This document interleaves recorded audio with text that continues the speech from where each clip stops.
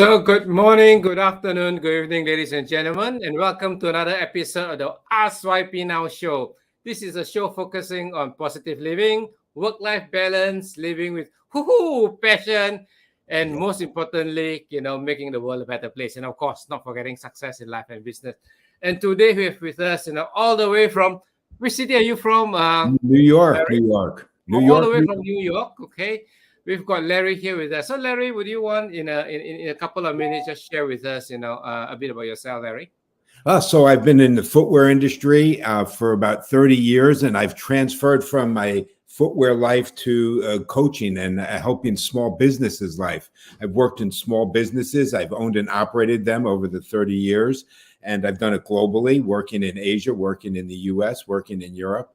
And now I'm helping the small business owners locally to get more from what their business is and from what their life is. We want to work their work-life balance. We want to make them grow. We want to have them be mindful about what they're doing. And most importantly is to be comfortable with what they're doing going forward. And there's the type of person I like, helping small business owners and helping them to get their work-life balance. Now, Larry, people are saying that, it's really tough out there. Business is tough, economy is tough. Can we still really grow our business in this, so-called tough period? Well, of course, because there's always opportunities. Look at what happened through the pandemic, right?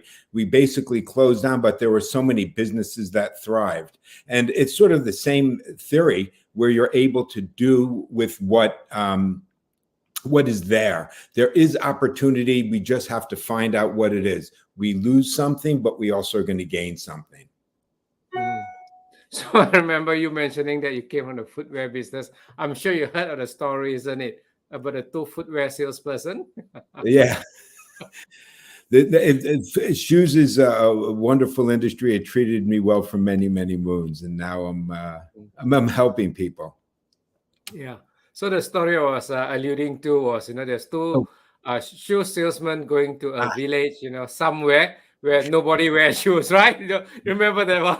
Right. So one guy walks in, and he says, gets off the plane, and no one's wearing shoes. And he says, "Oh my God, no one's wearing shoes.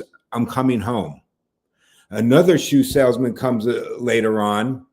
He walks off the plane. He says, "Oh my God, no one's wearing shoes. I'm here for a while. Let me go get it." So, the opportunity, it's the same thing with what we're talking about, right? It's how you perceive where we are. Yeah. No one wearing shoes means you could sell a lot, not that there is not customers. So there's always a customer out for something, right?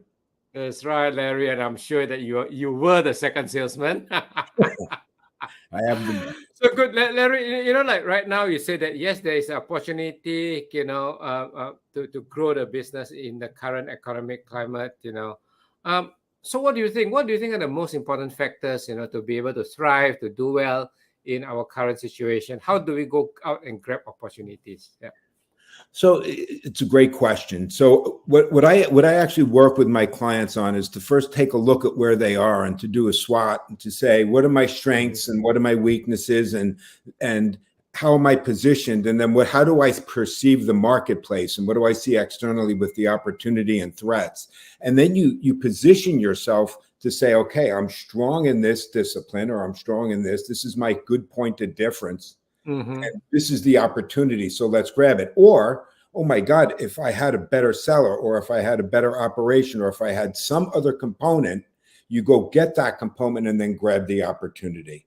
And at the same time, you say, what are the threats out there and how am I going to address them? And am I capable of addressing them? So you're able to look at whatever the opportunities are and to know where you're positioned to take advantage of those opportunities.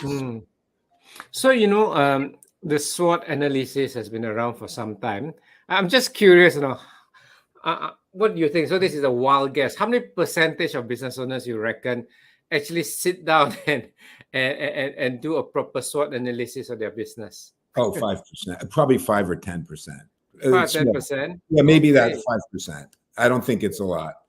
So many business owners are in their business and they're a year and they're they're worrying about the here and now, and they're worrying about the day, and they don't step back to say, let me prepare for what there is. And it's like, it's funny because when I meet the new business owners, and when I see that they're prepared and that they have a SWOT done, or they at least have a strategic plan where they know where they're going, just a great feeling. So would helping your clients would helping your clients do a SWOT analysis be one of the very first things you help them do? Well, it's actually the second thing I have them do. The first thing I do. What's the first? The first thing is I have them do a DISC analysis so that they learn about themselves on how to communicate better, right? So my number one thing about life, I think it's all of us, is that when we meet, we have to know how to best communicate with others. And when we can nail down good communication, we solve most of the problems. And from there, you can go into communicating. When you do a SWOT analysis, you should know how to talk to your team and how do you talk to your people. And SWOT actually assists in that. I mean, I'm sorry, DISC does. Okay. So both you and me, we work with a lot of business owners. Is it a particular DISC profile that of people that go into business?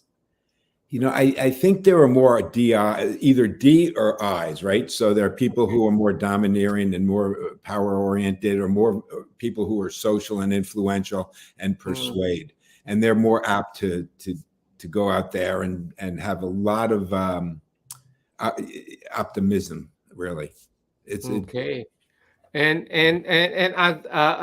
the DIs the one that very often do really well in business? I think so. I mean, so that let me rephrase that. It depends on the business. Obviously, nothing's right and nothing's wrong, and no one's good and nothing's bad. But when it comes to the DISC and you have a dominating person, that might be good if you're in the selling or if you're pitching something. But if you're an accountant, you're going to want to be a high C, right? You're going to want someone who's really cares about every single detail. So there are different businesses, and as they say, different strokes for different folks. Okay. I wouldn't want to send my children to a nursery where the operator is just a high I or high D, isn't it? Because we want nurturing environments. Yeah. No, you want the detail, right? You want someone who's learned it. Yeah, true. So coming back to the SWOT analysis, that's so important, right? Is there any particular ones, the SWO or the T, that that has got the biggest impact in running a business? No, actually. For me, I think what the impact is when you take the analysis in the 4 letters and you eat everything under each 4 letter, and then you cross match it, right? That's where the dynamic and that's where the fun begins, because when you take your strengths and you say, what's my opportunities, to be able to work that dynamic is fantastic. And then you take your weakness and you look at your opportunity and say, what is that going to do? And that's where you get to dream. That's where you get to set strategy. That's where you get to put down timelines and say, we can do this in this time. We have to, whether you need to add something to your mix or not, that crossing of the letters, the internal to the external is the magic for me. Okay. So how long does this process normally take, to do a proper thorough SWOT analysis for, let's say, a medium-sized business? Well, so that's a great question. It depends a lot on the ownership and how many people are involved, right? So if you really dig deep, you can do something in an afternoon for a small business. If you have a tight group of managers, right? And if you include the managers, and you could do it in an afternoon, you should visit it the next day, because the number one thing is that you dig deep and you think about it. So it's not, you don't want to rush through it to say, how fast can I do it? But you want to do it accurately, and you don't want to go too far, because if you don't want a list of 50 things, you want to get your top most important strengths and your most important weaknesses. And so, it probably over the course of 3 or 4 days, you can do an amazing analysis on a medium-sized business. Okay, it's good to hear that, because then, for our listeners listening in, SWOT analysis, as shared by Larry, is very important as basically a foundation of, looking at a business. and it's not something laborious that's going to take you weeks and months to do. Yeah, especially when you got somebody guiding you at which are the key areas to look at. I think we could do it, in a pretty short period, and running, a strategic session for a business, something that can be done within a couple of days or within 1 week is considered fast, isn't it? Yeah. Yeah. No, it is. But I mean, it's a smaller business. There's not a lot of moving parts and there's not a lot of people, but it's important. You just have to revisit it and make sure that you're on target, because it gives you great information. So, ladies and gentlemen, for those of you who are listening who just joined us, or if you're listening to the recording of this, or if you listen to the recording of this, you have heard the first part. Okay. Anyway, for those of you who just joined in, Larry was saying that, the number one thing that he'll do in a business is working with a business owner is to get them to do the DISC profile, so they know what their communication style is. And then the second thing they'll do is do a SWOT analysis. And SWOT stands for strength, weakness, opportunities, and threat. Okay, right. So you covered this so far. So you covered step number 1, step number 2, and know what's the number that come after step number 2? Step number 3. So what would you say is the third most important factor? So from there, doing this too. So what you want to do next is set your strategy, right? So who you are, where you stand in your business, where you actually are, and then you have to get through and you have to figure out, where do I want to go and where am I going? And you can set up your strategy from that point forward with clarity, right? You don't have to guess anymore, and that's the brilliance behind it. So Larry, when you say about strategy, what involves designing a strategy for a company? What are the parts that they got to think about? Well, so you know where you are and what your business is. So if we take a footwear business, because I was in it for a while, and you're sitting there and you're not sure what your next steps are, and you're not sure where the market is, and you have to look at your clients and you have to look at your customers. And when you learn enough about them, you know what market you're going to shoot for. Mm-hmm. You can then say how you're going to address that and what steps you're going to take to win more business, or to build more business, or to fix your supply chain. That's where the strategy comes in. Knowing where you are is where your next step will be.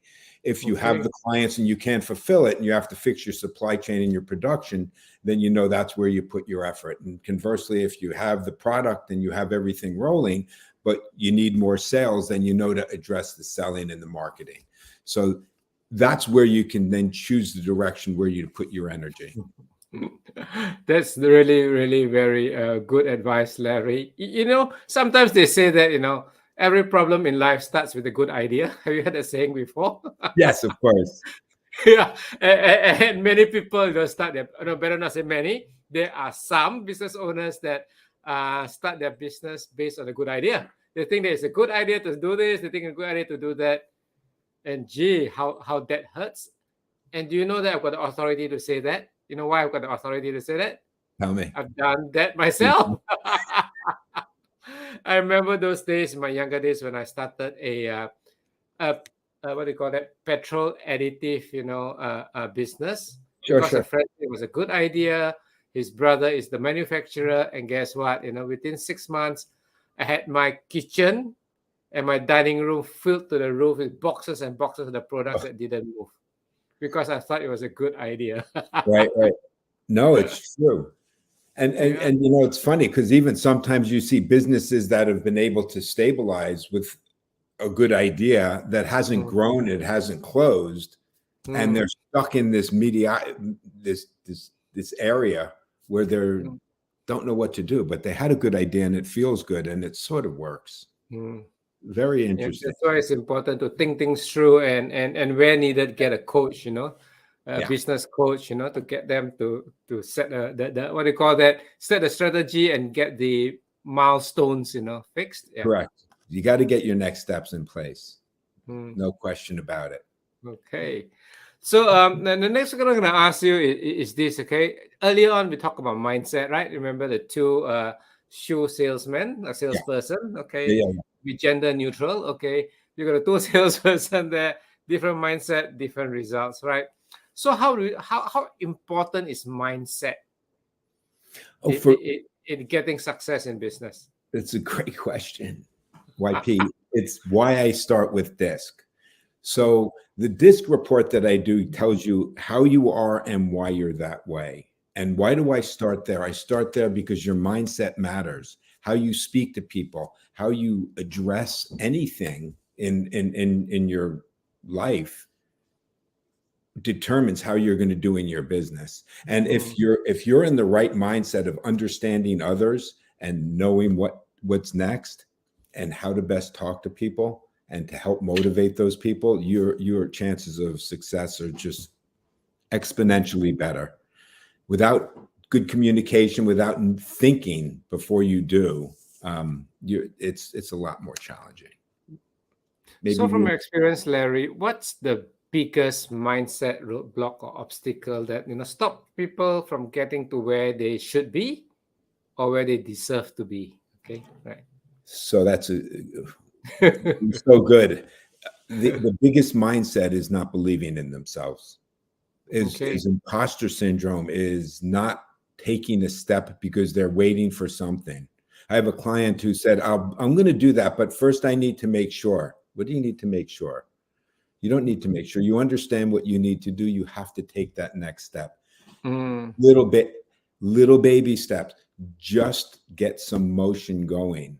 Believe in yourself. Believe what you're believing and take it to the next step. And I find that so many people are afraid to do it. They know what needs to be done, but they're tinkering. I sometimes refer to it as rearranging deck chairs on the Titanic.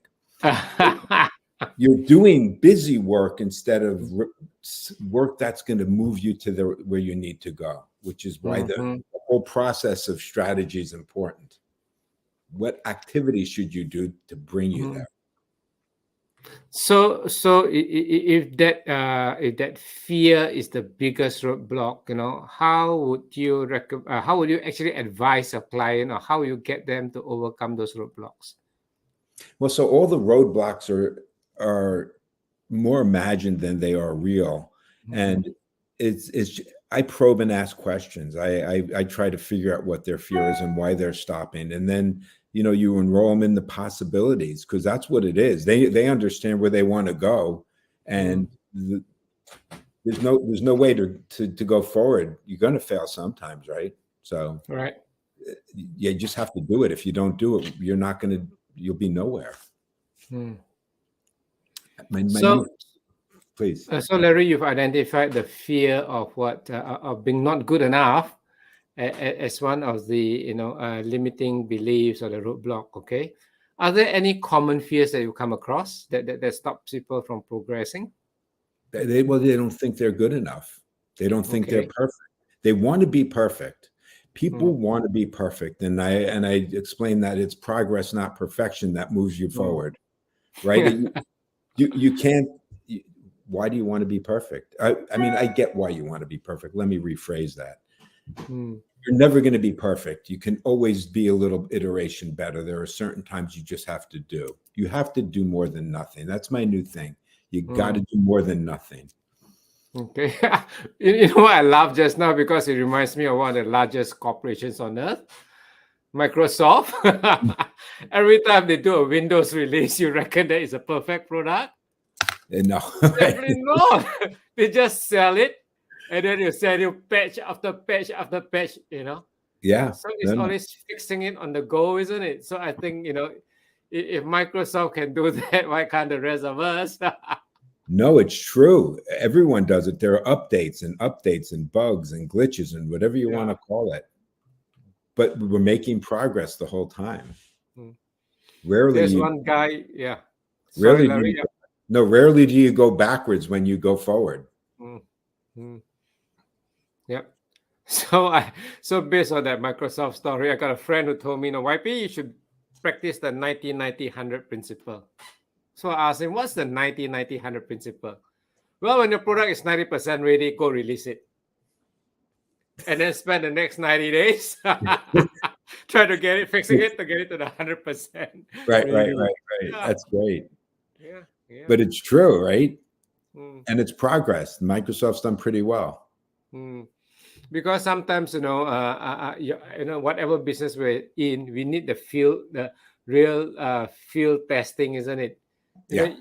Everything that is in beta is all in your imagination. You may have done small tests, but when everything is immersed in the field, that's where you get your real feedback, right? Yeah, that is true. Including batteries that heat up. Let's not mention which company that is. Yeah, okay. So do you have any simple strategies to overcome any of the roadblocks or fears?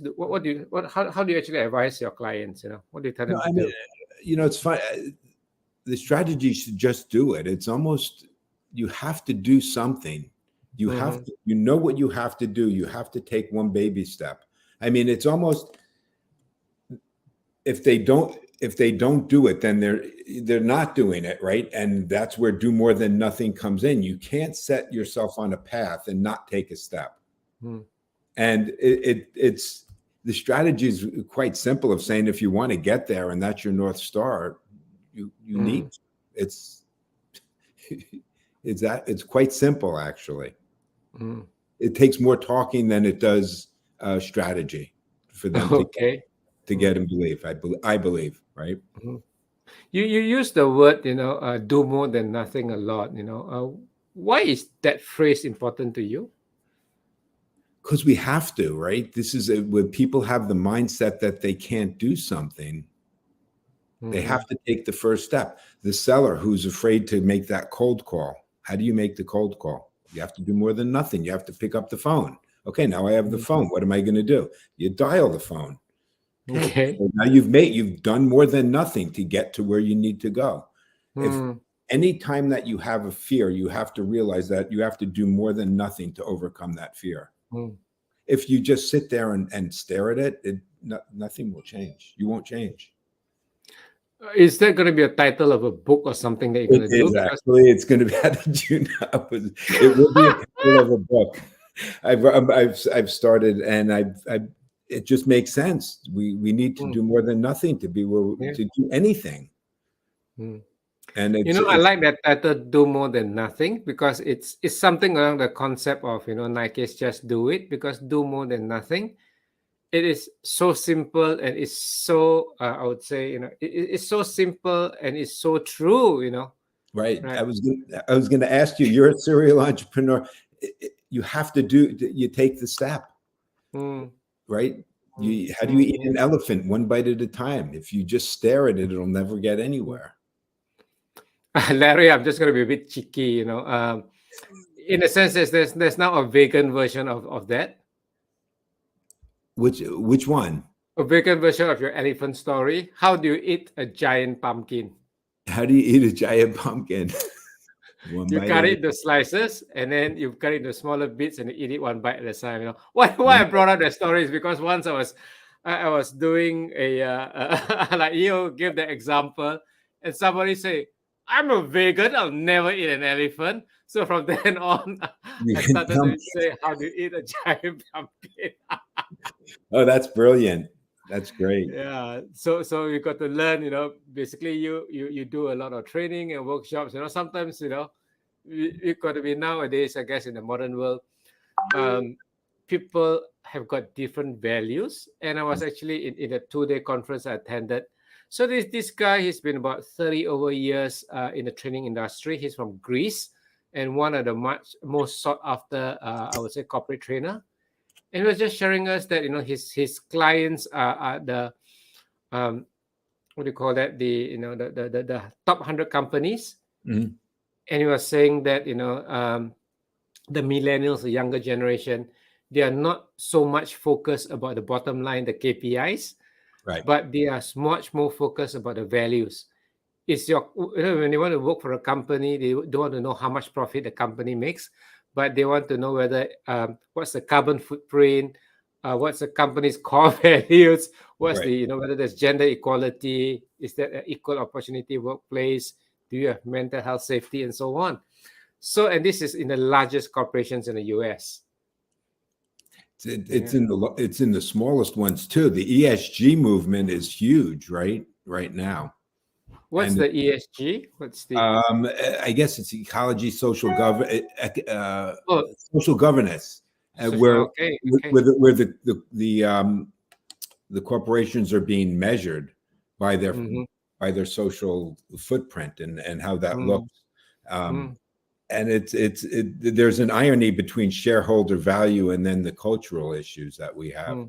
And how do you balance it? Is a corporation's responsibility to be how socially responsible versus how fiscally responsible? So I think right now that in society we're looking for the balance, right? We need to find out what the balance is between both of those in order to yes, the younger generation now is very much focused on that. They're also focused on how things feel, right? So we have to shift some of the way we operate our businesses today. Okay, so Larry, you work with lots and lots and lots and lots and lots and lots of business owners. Can you share some stories of how just a mindset shift or looking at the business from a different perspective, or having the guts to take the next step? How do these little things all add up to making them move forward in their business? Yeah. So there was a company that brought me in because they were sort of stuck where they were. They were 18 years in business, and they were a wholesale distribution company. And what they were looking to do was to figure how to break out of their mold, because they did things a very specific, very, very, very specific way. And so they brought me in, and it meant a change of systems. It meant a digital transformation, going a lot more, using a lot more technology than they were used to, using more processes, very specific processes. And we had to break them out of a mom and pop mold of this is the way we do things because we're a small company, to this is what we have to do to grow. And the challenge for them was to be able to stop using their old set of software and to go into a new set of software. And every time you make a change of technology, there's a learning curve. And the learning curve becomes uncomfortable because things change. And when you're in newer technology versus older technology, there's more dynamic behind it. So it's not as simple as let's just put in this information to get this information out. It's like, let's create a system so that you can use all of this. So there's total transparency. So everyone knows what's going on. You can share it across platforms, and then you can build your business even greater than what you have. But you have to let go of some of your old systems and ideas. And do you remember the book, Who Moved My Cheese? Yes. Yeah. Very important. I had to give them the book and say, please read this, because we need to change the way you think you need to do business. True. And how you do it. And I would say there was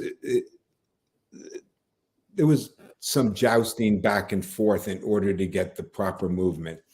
But after we got the proper movement, their business is growing. It's going to grow 25% over last year, because they've let go of some of the things that were holding them back.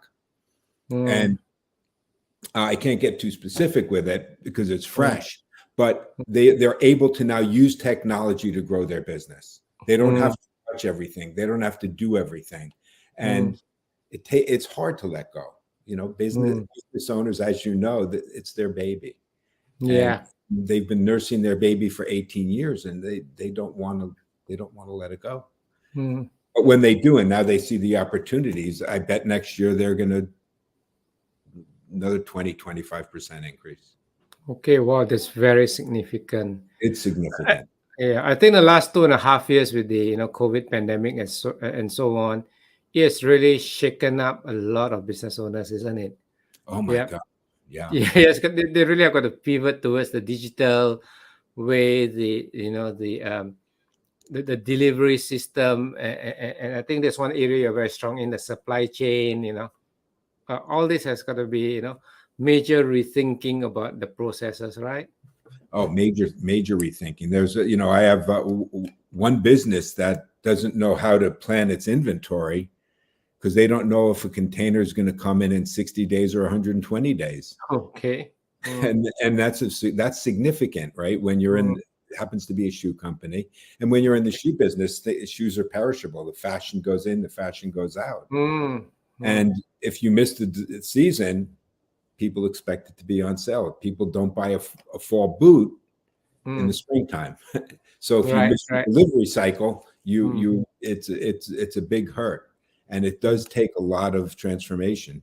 It takes a lot of thinking of how am I going to switch this? How do I switch where I'm buying? How do I switch how I'm buying? How do I plan for this? People are shaking up. Okay. So I've got your LinkedIn and your website here. Is it okay if I share it with the audience? Because yeah. So if any of you want to find out a bit more about how Larry can help you with some of these ideas, just reach out to him. There's his LinkedIn contact and his website to find out what he does. So Larry, we're coming up to the actually we just overshot the 30-minute mark. This is supposed to be a 30-minute show. Maybe we should finish by you giving our audience from all around the world your one tip. What is your one piece of advice in the current economic or the current business situation for people to thrive, okay, for people to do better in, I would say, the new normal, okay? So it's stop for a moment and look at your business and see where you are and do a simple analysis, which is the SWOT analysis. It's readily available on the internet, SWOT. Figure out what your strengths are and what your weaknesses are, and then compare them against your opportunity and threats. And you can go to my website, and there's a SWOT area where you could grab it. And I give you a 5-minute intro on how to use this. Do a SWOT analysis. Look at your business, and then take a strategic step forward. And you have to do more than nothing. I give out 100 SWOTs a month. 5 people use it. That's sort of what we were asking. You have to do more than nothing. You can't just download it. It doesn't work by itself. You can't think about it. It doesn't work by itself. You have to do more than nothing. And I love that quote, do more than nothing. Okay.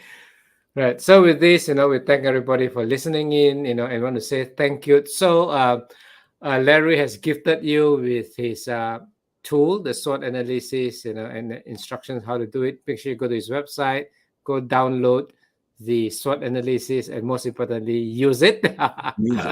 And my way of saying thank you is that I've written a book, to help people become healthier, wealthier, and happier. That means you're gonna work less and more.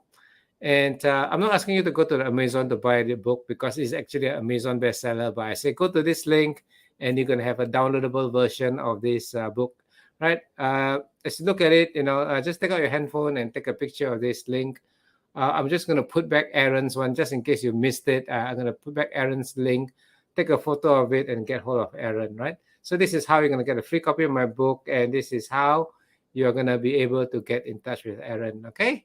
So with this, sorry. You said Aaron. It's Larry. Aaron Myers. Sorry, Larry. My mistake. Okay. It's just a look at that. Fantastic. Okay. So, ladies and gentlemen, with this, I'm going to wish you good morning, good afternoon, good evening, and Larry. Thank you very much. Yep. Okay. Bye-bye, everybody.